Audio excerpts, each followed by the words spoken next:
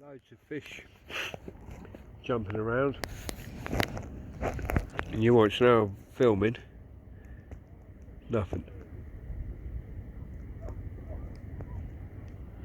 I think having a lure running over this spot definitely bring the bass out. A little rod holder there, so that's handy.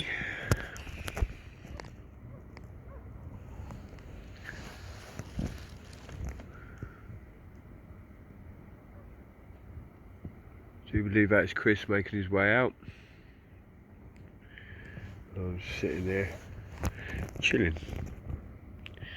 Bit of a strada's going to be like, yeah, you were going that slow, you went backwards because I haven't bothered pausing it.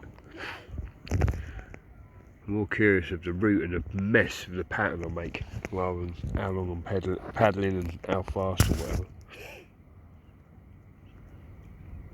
Drifting quite nicely at the moment. I think if we've got time, we're going to try and get to the old train bridge on Hayling. But